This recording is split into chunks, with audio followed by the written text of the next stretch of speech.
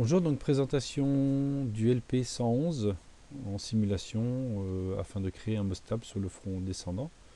Donc la structure du comparateur LP111 est collecteur ouvert et émetteur ouvert. Donc en simulation, donc voilà le LP111. Donc il est alimenté en sortie sur 15 volts avec une résistance de pull-up de 1K.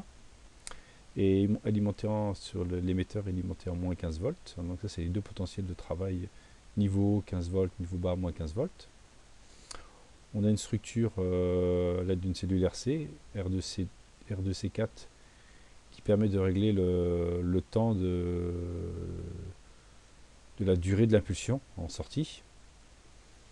Donc au niveau de l'entrée, on a une horloge, hein, voilà, on a deux diodes qui permettent de limiter le potentiel ici à moins 0,6 et à plus 5,6 de décrétage.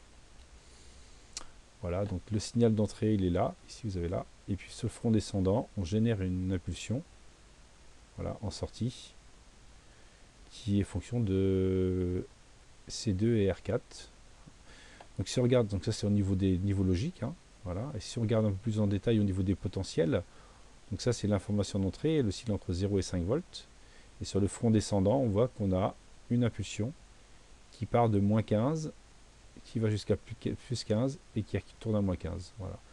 Donc réalisation d'une impulsion calibrée sur le front descendant de l'horloge.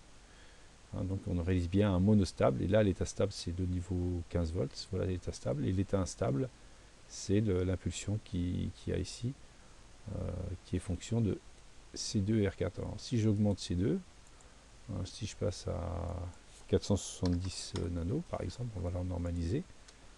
Voilà, on va voir qu'on augmente la durée de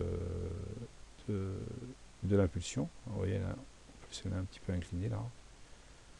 Voilà, donc ça c'est fonction de R4 et C2. Et puis D2 est là pour décharger C2.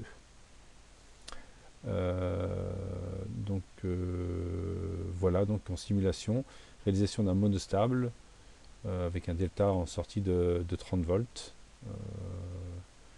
avec un comparateur à collecteur émetteur ouvert.